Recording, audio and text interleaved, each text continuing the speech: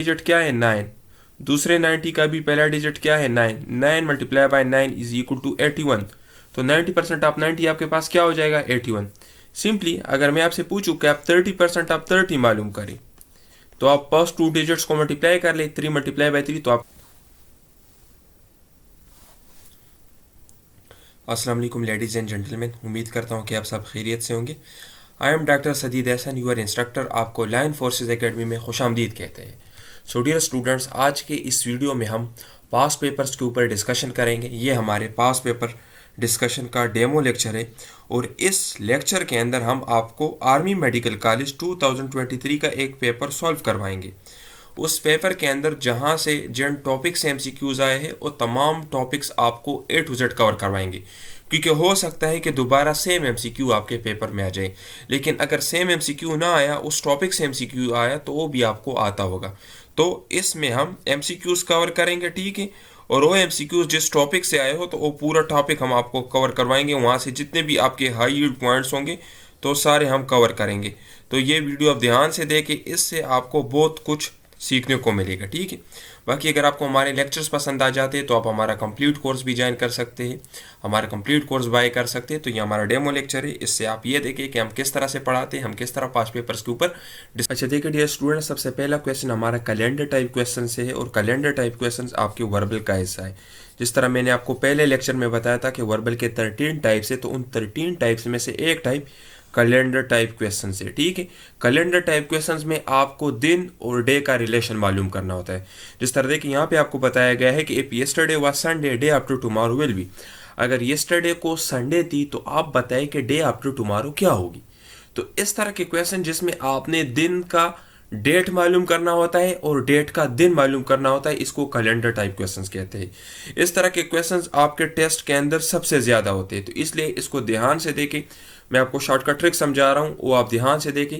इसकी मदद से, इस शॉर्टकट ट्रिक की मदद से आप कोई भी क्वेश्चन 2 से 3 सेकंड में सॉल्व कर सकते हो और ये क्वेश्चन आपके लिए इंतहाई आसान हो जाएंगे। तो देखिए यहाँ पे आपको बताया गया है कि यस्टरडे आपके पास क्या थी, संडे, ठीक है। तो देखिए यस्टरडे के बाद दूसरा दिन कौन सा होता है, टुडे, आज का दिन है। टुडे के बाद कौन सा दिन होगा, टुमारो। टुमारो के बाद कौन सा दिन होगा, day after tomorrow. Day after tomorrow, ठीक है। तो देखिए यहाँ पे सिंपली मैं आपको बताता हूँ, संडे थी, संडे के बाद क्या हो जाएगी, मंडे। मंडे के बाद ट्यूसडे। ट्यूसडे के बाद वेडनेसडे। तो ये देखिए, ये तो इस क्वेश्चन को सॉल्व करने का एक लंबा प्रोसेस है और आपके समझने के लिए मैंने आपको बता दिया। ये मैंने इसलिए इस तरीके से सॉल्व किया ताकि आपको यस्टरडे, टुमारो और डे आफ्टर टुमारो की समझ आ जाए कि यस्टरडे क्या है, यस्टरडे के बाद टुडे होगा, टुडे के बाद टुमारो होगा और टुमारो के बाद डे आफ्टर टुमारो होगा। तो ये तो आपके समझने के लिए, ताकि आपको यस्टरडे, टुडे और टुमारो की समझ आ जाए, ये मैंने कवर कर लिया। अगर आपके एग्जाम में कोई भी इस तरह का क्वेश्चन आ जाए जिसमें यस्टरडे और डे आफ्टर टुमारो की आपसे क्वेश्चन में पूछा गया, तो आपने सिंपली क्या काम करना है, आपने यस्टरडे के साथ कितने दिन जमा करने हैं, देखिए 1 2 3, ठीक है। 1 2 3 आपने 3 दिन जमा करने हैं, ठीक है। तो लेट सपोज अगर यस्टरडे कोई भी है तो आपने उसके साथ 3 दिन जमा करने हैं, आपको आपका आंसर मिल जाएगा। जिस तरह देखिए यस्टरडे को आपके पास संडे था, तो संडे के साथ मैं 3 दिन डायरेक्ट ऐड कर लेता हूं, मुझे आंसर मिल जाएगा। तो देखिए संडे, तो उसके बाद क्या हो जाएगा, मंडे, ट्यूसडे, वेडनेसडे, ठीक है। तो अगर आपके एग्जाम में यस्टरडे और डे आफ्टर टुमारो का कोई भी क्वेश्चन आपसे पूछे तो आपने 3 दिन ऐड करने हैं, आपको आपका आंसर मिलता जाएगा। अगर यहाँ पे मैं बता दूं, लेट सपोज के Monday, if yesterday was Monday, day after tomorrow will be, तो देखें मंडे +3, तो क्या हो जाएगा, ट्यूसडे, वेडनेसडे, थर्सडे। तो आपका आंसर क्या हो जाएगा, थर्सडे, ठीक है। तो अगर आपके एग्जाम में कोई भी आपसे क्वेश्चन पूछे जिसमें यस्टरडे और डे आफ्टर टुमारो की बात हुई हो, तो आपने सिंपली 3 ऐड करने हैं यस्टरडे के साथ, ठीक है। आपको आपका आंसर मिल जाएगा। अच्छा देखिए, आपका क्वेश्चन नंबर सेकंड है। क्वेश्चन नंबर सेकंड भी आपके कैलेंडर टाइप क्वेश्चन से है, लेकिन इसकी जो स्टेटमेंट है और इसका जो मेथड है वो पहले वाले से डिफरेंट है। अभी देखिए, इसमें आपसे पूछा गया है कि if 23rd is Monday then fourth day of month will be. ठीक है, अगर एक महीने की 23 तारीख को मंडे थी तो आप बताएं कि उस महीने की 4 तारीख को कौन सी दिन थी। ठीक है, तो इसमें आपने पीछे आना है। 23 का आपको बताया गया है, आपने 4 का मालूम करना है। सिंपल सा रूल है। देखिए, सबसे पहले आप ये चीज़ अपने साथ नोट कर ली कि हफ्ते की हर दिन खुद को 7 दिन बाद रिपीट करती है। ठीक है, हफ्ते की हर दिन खुद को 7 दिन बाद रिपीट करती है। मीन्स अगर एक मंडे 1 तारीख को आ रहा है तो आप इसके साथ अगर 7 दिन जमा कर लेते तो आपके पास दोबारा मंडे होगा। अगर और 7 दिन जमा कर लेते हो तो आपके पास फिर मंडे होगा। कहने का मतलब ये है कि हफ्ते की हर दिन खुद को 7 दिन बाद रिपीट करती है। इसी 7 दिनों का हमने हिसाब लगाना है और हमें हमारा आंसर मिलता जाएगा। लेट सपोज अगर यहाँ पर आपको बताया गया है कि 23rd को आपके पास मंडे है। ठीक है, तो देखिए मैंने लिख दिया कि 23rd को आपके पास मंडे।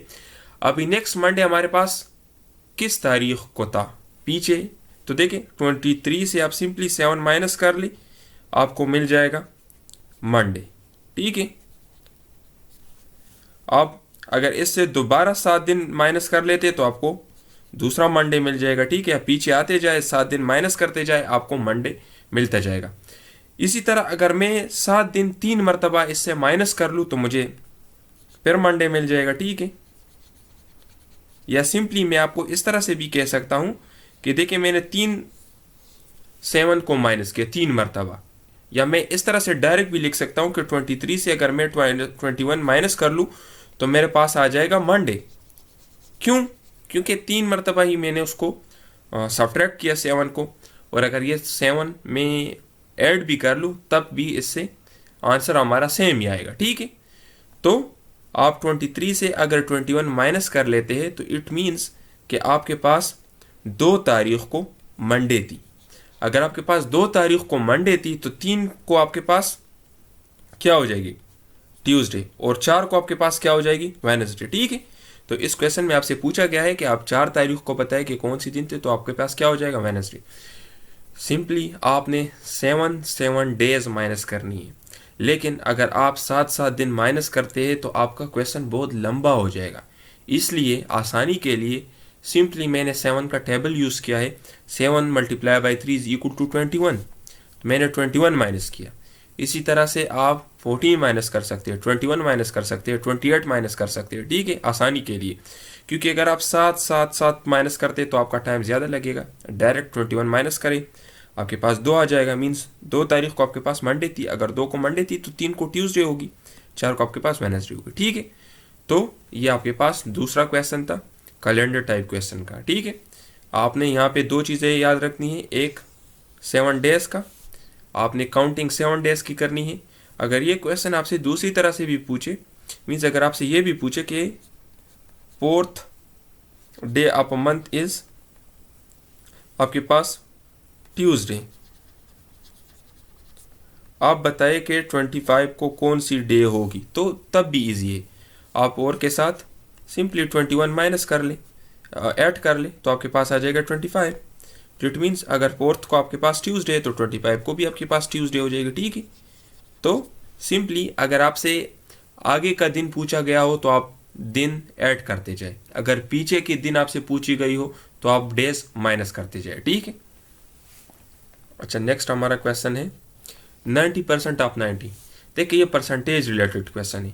अगर आपके टेस्ट में कोई भी क्वेश्चन आ जाए जिसमें इस तरह के स्टेटमेंट्स हो, 90% ऑफ 90, 30% ऑफ 30, 80% ऑफ 80, तो इसका सिंपल शॉर्टकट मेथड ये है कि आप फर्स्ट 2 डिजिट्स को मल्टीप्लाई कर ले। जिस तरह देखिए यहाँ पे 90 का पहला डिजिट क्या है, 9, दूसरे 90 का भी पहला डिजिट क्या है, 9, 9 multiply by 9 is equal to 81, तो 90% ऑफ 90 आपके पास क्या हो जाएगा, 81।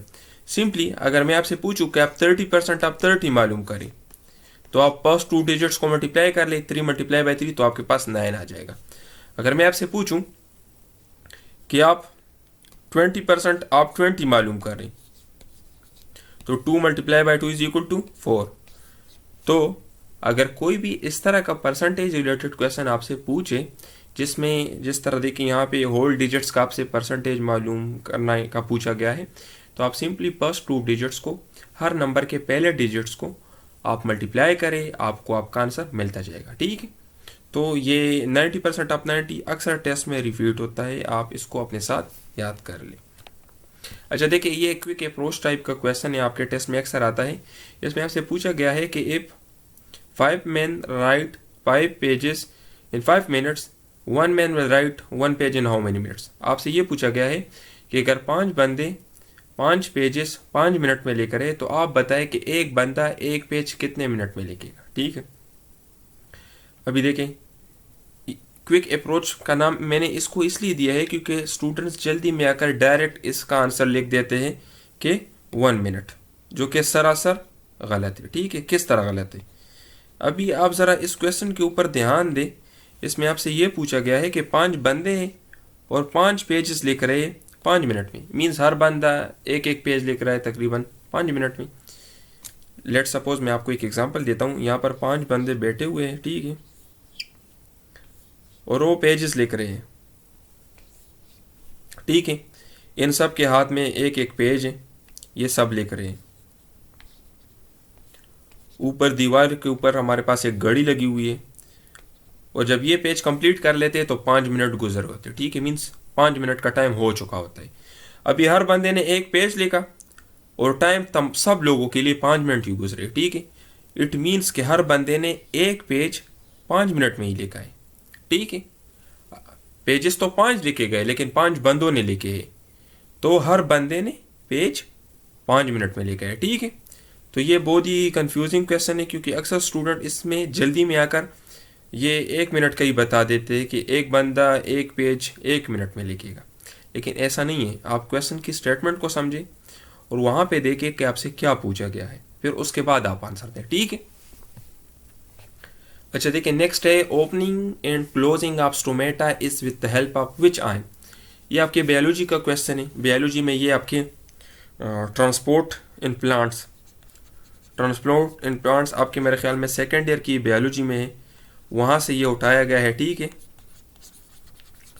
सबसे पहले देखिए, आप लोग स्टोमेटा तो जानते होंगे, इसकी मैं आपको इमेज भी आगे दिखाता हूँ। यहाँ पर सिंपली आप आंसर देखिए कि इसका आंसर जो है वो पोटाशियम है। ठीक है, अभी स्टोमेटा क्या चीज़ है, आप लोगों ने ट्रांसपैरेशन का नाम सुना होगा। ठीक है, 90% हमारे पास स्टोमेटा से होती है। ठीक है, ये बहुत इंपॉर्टेंट MCQ है। ये 2021 नम्स में आया था। ठीक है, कि कितना % ऑफ ट्रांसपैरेशन हमारे पास स्टोमेटा से होता है। स्टोमेटा क्या है, स्टोमेटा पोर्स है। हमारे पास लीव्स के ऊपर पोर्स होते हैं जहाँ से गैसियस एक्सचेंज भी होता है, ट्रांसपैरेशन भी होता है। ठीक है, तो अब यहाँ पे हमने उस स्टोमेटा की ओपनिंग और क्लोजिंग मैकेनिज्म को डिस्कस करना है कि ओपनिंग और क्लोजिंग का मैकेनिज्म किस तरह है। हमारे पास, मैं यहाँ पे आपको नेक्स्ट पेज के ऊपर, ये हमारे पास गार्ड सेल्स है। देखिए, ये टोटल जो आपको नज़र आ रहा है, ये हमारे पास स्टोमेटा का स्ट्रक्चर है। स्टोमेटा में हमारे पास ये गार्ड सेल्स है। देखिए, ये हमारे पास गार्ड सेल्स है। गार्ड सेल्स की अगर आपको शेप को देखें तो ये तकरीबन आपके पास कुछ किडनी शेप या बीन शेप्ड होते हैं। ठीक है, किडनी या बीन शेप। ठीक है, अभी देखें, इसके दरमियान में जो आपको नज़र आ रहा है, ये वो पोर है जहाँ से हमारे पास ट्रांसपायरेशन होती है। ठीक है, और गैसियस एक्सचेंज भी यहाँ से ही होता है। ठीक है,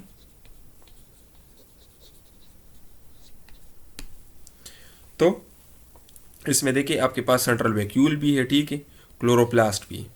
अगर आपके पास गार्ड सेल्स के अंदर क्लोरोप्लास्ट है तो इसका मतलब ये है कि ये फोटोसिंथेसिस कर सकता है। ठीक है, इसके अंदर ग्लूकोज बनाने की और अपना जो फूड है उसको बनाने की सलाहियत इसके अंदर है। ठीक है, तो क्लोरोप्लास्ट भी आपके पास गार्ड सेल्स में प्रेजेंट होता है। ठीक है, ये बहुत इंपॉर्टेंट MCQ है। ठीक है, ये आप अपने साथ नोट कर ले कि गार्ड सेल में आपके पास क्लोरोप्लास्ट अवेलेबल होता है। इसमें देखिए न्यूक्लियस भी है। ठीक है, इसके अलावा इसके ओपनिंग और क्लोजिंग का मैकेनिज्म क्या है, गार्ड सेल्स में आपके पास जब पोटाशियम आयन की कंसंट्रेशन ज़्यादा हो जाएगी तो पोटाशियम सेल्स गार्ड सेल के अंदर कंसंट्रेटेड हो जाएगी। मींस आपके पास टोटल गार्ड सेल्स की जो इंटरनल इन्वायरमेंट है वो कंसंट्रेटेड हो जाएगी as compared to external environment. तो वाटर की मूवमेंट होगी आपके पास गार्ड सेल्स के अंदर। जब गार्ड सेल्स के अंदर आपके पास वाटर की मूवमेंट होगी तो उसकी वजह से गार्ड सेल आपके पास स्वेलिंग हो जाएगी उनकी, और इन्हीं स्वेलिंग की वजह से आपके पास जो स्टोमेटा है वो ओपन हो जाएगी। ठीक है, तो ये एक बेसिक सा मैकेनिज्म है इसका। सिंपली आप लोगों के याद रखने की चीज़ ये है कि इनफ्लक्स ऑफ पोटाशियम आयन, ठीक है, गार्ड सेल्स के अंदर पोटाशियम आयन चले जाते हैं, वहाँ पर कंसनट्रेशन इनका ज़्यादा हो जाता है। कंसनट्रेशन ज़्यादा होने की वजह से वहाँ पर वाटर की मूवमेंट होती है, और इसी वाटर की मूवमेंट की वजह से आपके पास सेल्स की स्वेलिंग होती है और स्टोमेटा ओपन हो जाते हैं। ठीक है, इसके अलावा देखिए, अगर पोटाशियम आपके पास कम हो, डिफिशियंसी ऑफ पोटाशियम, तो ये आपके पास premature death of plants करते हैं। ठीक है, आपके पास मेच्योर होने से पहले प्लांट्स की डेथ हो जाती है। ठीक है, तो ये सिंपली ये लाइन आप याद रखें कि premature death of plants is due to deficiency of potassium. ठीक है, क्योंकि ये आपके बुक्स में, पंजाब टेक्स्ट बुक में बिल्कुल इसी तरह से दिया गया है, और ये काफ़ी मरतबा टेस्ट में पूछा गया है।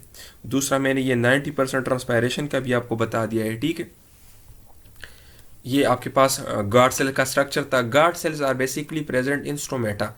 ये स्टोमेट गार्ड सेल्स इसको क्यों कहते हैं? क्योंकि ये स्टोमेटा को सराउंड करता है। इनका काम है स्टोमेटा को ओपन एंड क्लोज करना है। ठीक है, इसलिए इनको गार्ड सेल्स कहते हैं। इसके अंदर क्लोरोप्लास्ट है, तो इट मीन्स कि ये खुद फोटोसिंथेसिस कर सकते हैं। इसके साथ इनके अंदर न्यूक्लियस है, 2 गार्ड सेल्स होते हैं एक स्टोमेटा के ऊपर। ठीक है, और इसका जो शेप है ये किडनी शेप या बीन शेप है। ठीक है, अच्छा देखिए, opening and closing of stomata एक मैकेनिज्म तो हमने डिस्कस कर लिया है कि हमारे पास पोटाशियम इनफ्लक्स की वजह से गार्ड सेल्स ओपन होते हैं। अभी देखिए, यहाँ पर दूसरी चीज़ें भी मैं आपको बता देता हूँ।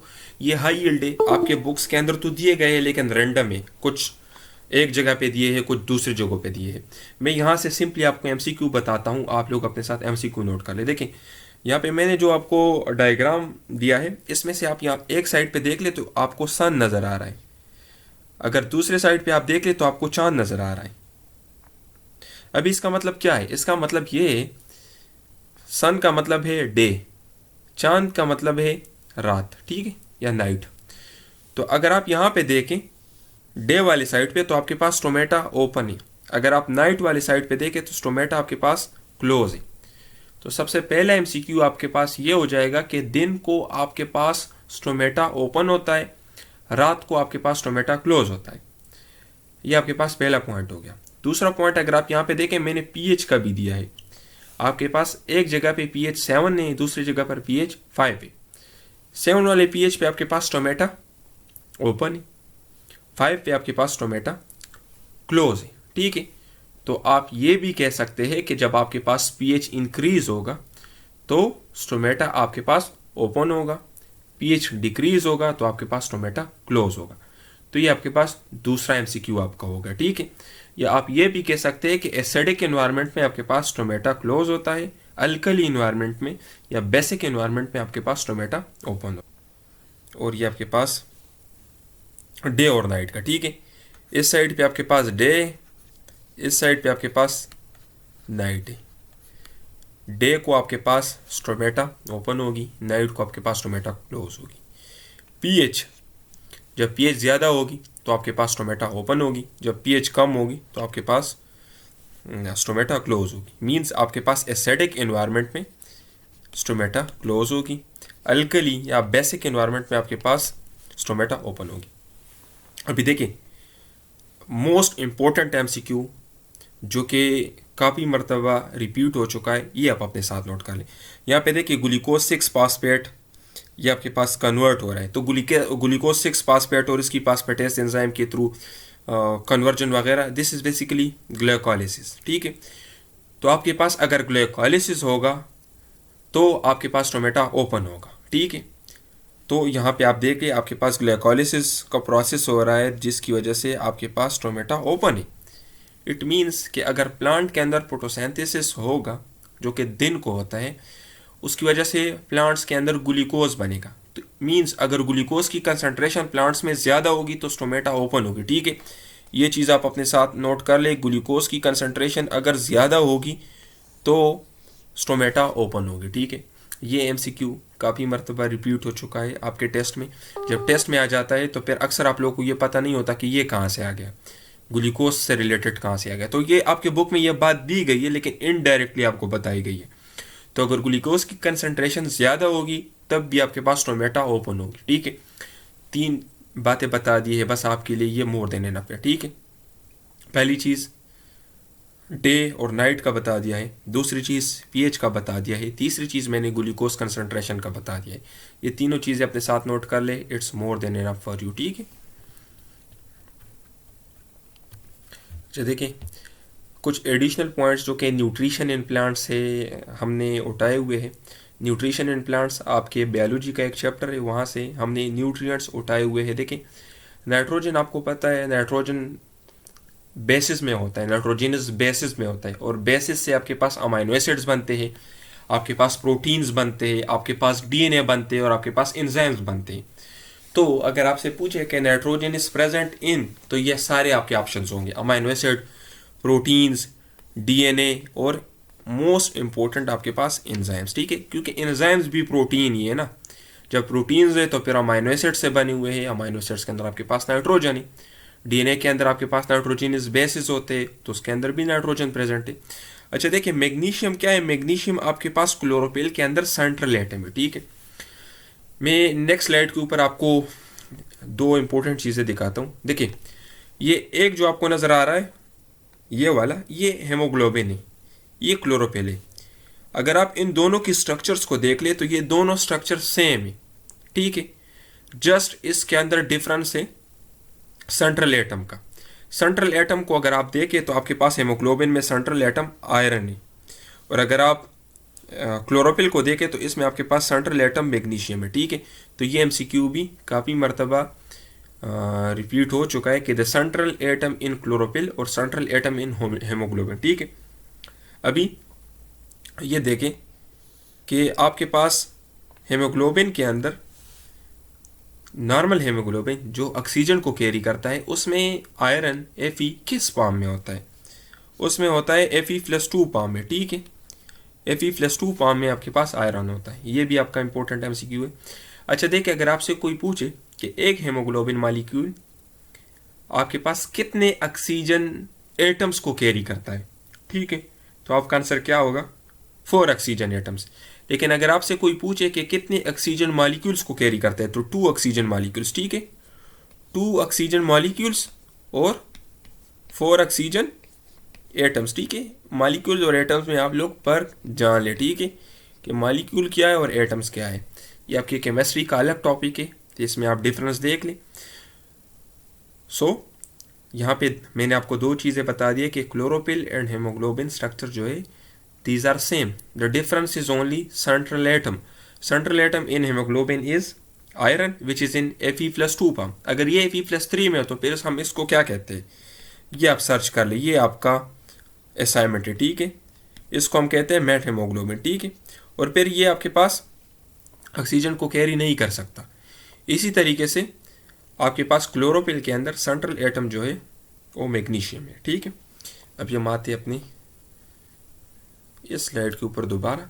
अच्छा देखिए, अगर नाइट्रोजन और मैग्नीशियम इसकी डिफिशिएंसी हो तो इसकी वजह से आपके पास प्लांट्स में एक कंडीशन होता है जिसको हम कहते हैं क्लोरोसिस। क्लोरोसिस बेसिकली क्लोरोफिल से निकला हुआ है। क्लोरोसिस में आपके पास जो लीव्स होते हैं वो येलो हो जाते हैं, ठीक है। येलो हो जाते हैं क्यों, क्योंकि क्लोरोफिल इसमें डिफिशेंट होता है, क्लोरोफिल कम होता है। आपको पता है क्लोरोफिल का central atom most important atom magnesium है। अगर मैग्नीशियम की कमी हो, और उसमें आप देखें नाइट्रोजन भी काफ़ी तादाद में अवेलेबल है, यहाँ पे देखें मैग्नीशियम के इर्द गिर्द आपको नाइट्रोजन के एटम्स नज़र आ रहे हैं। तो अगर आपके पास नाइट्रोजन और मैग्नीशियम की कमी हो तो उसकी वजह से आपके पास जो दरख्त के पत्ते होते हैं वो येलो हो जाते हैं, ठीक है। तो इस कंडीशन को हम कहते हैं क्लोरोसिस, ठीक है। अच्छा देखिए, फास्फोरस, फास्फोरस तो आपको पता है एटीपी में, देखिए ये पी क्या है, पी फास्फोरस ही है ना।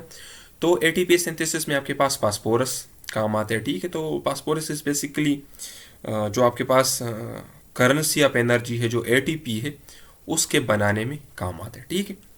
तो नाइट्रोजन आपका amino acid, protein, DNA, enzymes में, मैग्नीशियम क्लोरोफिल के अंदर सेंट्रल एटम में, क्लोरोसिस और एटीपी सिंथेसिस, ठीक है। अच्छा देखिए, ये मैंने आपके बुक से कुछ प्लांट्स उठाए हुए जिसको इंसेक्टिवोर प्लांट्स कहते हैं। वो प्लांट्स जो कि इंसेक्ट्स के ऊपर फीड करते हैं, ठीक है, जो अपना खुराक इंसेक्ट से हासिल करते हैं।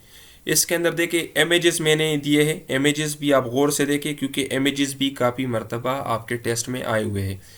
पहला क्या है, वीनस फ्लाई ट्रैप, ठीक है, डायनिया, इसका बोटेनिकल नेम क्या है, डायनिया। तो ये देखें, ये इसका कुछ स्ट्रक्चर है, इस तरह से प्लांट होता है। अगर कोई भी इंसेक्ट इसके अंदर आ जाता है तो ये ऑटोमेटिकली बंद हो जाता है। ये देखिए इसके ऊपर स्पाइक्स है, आपको नज़र आ रहा है ये स्पाइक्स। इसके अंदर इंसेक्ट ये गेयर लेता है। और अगर इससे इसका आपको आपसे मैकेनिज्म पूछे कि ये किस तरह आपके पास इंसेक्ट्स को डाइजेस्ट करता है, तो इसके अंदर डाइजेस्टिव एंजाइम्स होते हैं, ठीक है।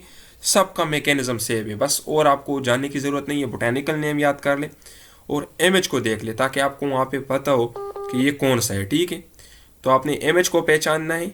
ये देखें, ये आपके पास वीनस फ्लाईट्रेप है या डायनिया, ठीक है। यहाँ पर कोई भी इंसेक्ट अगर आ जाता है तो ये ऑटोमेटिकली बंद हो जाता है और डाइजेस्टिव एंजाइम्स की वजह से ये आपके पास डाइजेशन करते हैं। अच्छा देखिए, अगर आपसे कोई पूछे कि ये ऑटोट्रॉप्स है या नहीं है, तो आप लोग याद रखें कि ये प्लांट्स भी आपके पास ऑटोट्रॉप्स है, ठीक है। ऑटोट्रॉप्स तो जानते हो ना, वो प्लांट्स जो अपना खुराक खुद बना सकते हैं, ऑटोट्रॉपिक। तो ये भी ऑटोट्रॉप्स है, लेकिन कब, जब इसके साथ इंसेक्ट आ जाता है, जब ये इंसेक्ट्स के ऊपर फीडिंग स्टार्ट कर लेते हैं तब ये ऑटोट्रॉप्स होते हैं, ठीक है। अच्छा देखिए, ये सनड्यू है, ड्रोसेरा, ये जो आपको नज़र आ रही है इसके ऊपर ग्लैंड्स है, ग्लैंड्स की सिक्रीशन है और ये बहुत ही स्टिकी सिक्रीशंस होती है। इसका एक कैरेक्टरिस्टिक स्मेल होता है और इस स्मेल की वजह से ये इंसेक्ट्स को अपने पास अट्रैक्ट करता है। जैसे ही इंसेक्ट्स इसके साथ लग जाते तो यहाँ से ही वो स्टिक हो जाते और ये अपना डाइजेस्टिव एंजाइम्स के थ्रू डाइजेशन उनकी स्टार्ट कर लेते हैं, ठीक है। तो ये आपके पास ड्रोसेरा है। अच्छा देखिए, ये आपके पास पिचर प्लांट है, सैरासिनियासी भी कहते हैं इसे, ठीक है। आप यहाँ पे देख लें, अगर कोई भी इंसेक्ट यहाँ पर अंदर आ जाता है तो ये ऑटोमेटिकली इसके अंदर बहुत ही थिक किस्म का एक रबर टाइप का एक मटेरियल होता है उस जो इंसेक्ट के साथ स्टिक हो जाता है, ठीक है, और उसकी डाइजेशन ये स्टार्ट कर लेता है। तो इन प्लांट्स के आपने बोटेनिकल नेम ज़रूर याद करने हैं, ठीक है, क्योंकि ये बहुत ज़्यादा इंपॉर्टेंट है और इनकी इमेजेस मैंने दिए हैं। ये इमेजेस सेम टू सेम आपके बुक के अंदर भी अवेलेबल है, वहाँ पर प्रिंट आउट की वजह से मैं भी आपको नज़र ना है सही से, लेकिन यहाँ से आप इसकी स्क्रीनशॉट लेके अपने साथ नोट कर लें। अच्छा देखिए, ये आपके नॉन नॉर्मल का एक क्वेश्चन है। नॉन नॉर्मल से मैंने दो क्वेश्चन उठाए हुए हैं। नॉन नॉर्मल में आपके इस तरह के क्वेश्चंस भी होते हैं, जस्ट आपको आइडिया हो। जिस तरह मैंने आपको बताया था कि आपके नॉन नॉर्मल के टोटल 6 टाइप से मोस्ट इंपॉर्टेंट जो आपके टेस्ट के अंदर आते हैं, उसमें से ये पैटर्न कंप्लीशन भी आप लोगों का एक टाइप है। यहाँ पे आप लोगों ने ये पैटर्न कंप्लीट करना होता है। अगर आप यहाँ पे देखें तो यहाँ पे आपको एक खाली जगह दिया है, उस खाली जगह में से आपने इन चार ऑप्शंस में से एक ऑप्शन फिल करना है।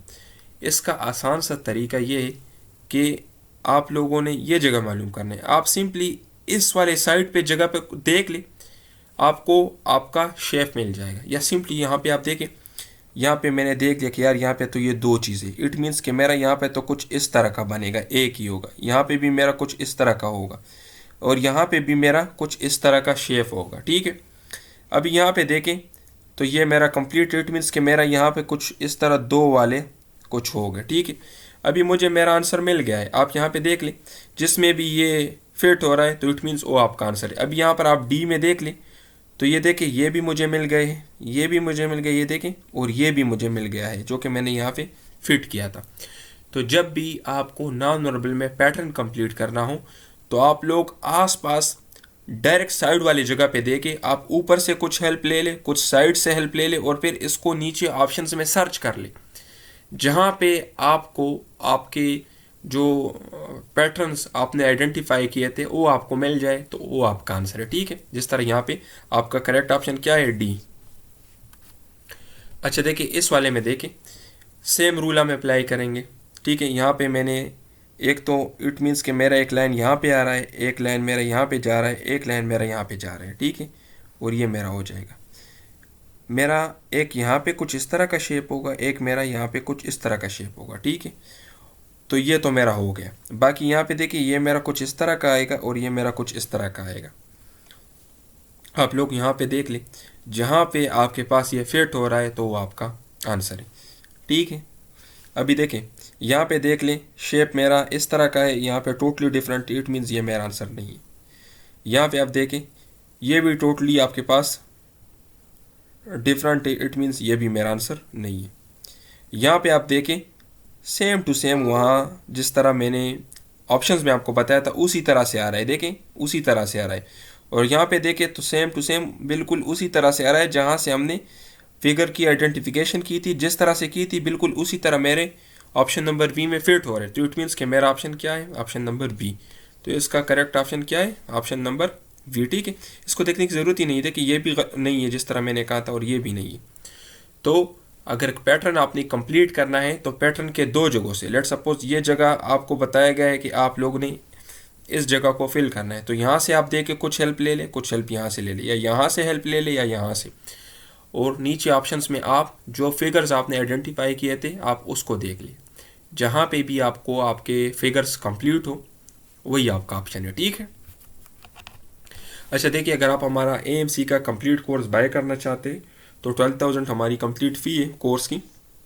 लेकिन अगर आप अभी एडमिशन लेते फर्स्ट 100 स्टूडेंट्स से हम 10,000 फ़ी चार्ज करेंगे। इस कोर्स के अंदर हम वर्बल की 13 टाइप्स, जिस तरह देखिए यहाँ पे मैंने कैलेंडर टाइप क्वेश्चंस के आपको शॉर्टकट ट्रिक्स समझाए थे, बिल्कुल इसी तरह से हम 13 टाइप्स आपको complete A to Z cover करवाएंगे। ठीक है, उसके शॉर्टकट्स बताएंगे और उन शॉर्टकट की मदद से आप कोई भी क्वेश्चन 2 से 3 सेकंड में सॉल्व कर सकते हो। नॉन वर्बल की हम आपको 6 टाइप्स कवर करवाएंगे। जिस तरह देखिए यहाँ पर मैंने पैटर्न कंप्लीशन के ऊपर आपको बात की, आपको समझाया कि आप लोगों ने कोई भी पैटर्न कंप्लीशन का अगर क्वेश्चन है तो किस तरह से सॉल्व करना है। तो इस तरह से हम आपको 6 टाइप्स कवर करवाएंगे, शॉर्टकट्स की मदद से शॉर्टकट भी समझाएंगे और कोई भी क्वेश्चन सॉल्व करना आपके लिए मुश्किल नहीं होगा। कंप्लीट एकेडमिक लेक्चर्स, एकेडमिक के जितने भी इंपॉर्टेंट और हाई यील्ड टॉपिक्स है, आपके फिजिक्स के, केमिस्ट्री के, बायोलॉजी के, आपके इंग्लिश के और आपके पर्सनालिटी टेस्ट के, वो तमाम आपको कवर कराएंगे। जिस तरह देखिए यहाँ पर opening and closing of stomata से क्वेश्चन आया था, पूरा टॉपिक मैंने आपको समझा दिया कि स्टोमेटा की ओपनिंग एंड क्लोजिंग किस तरह से होती है।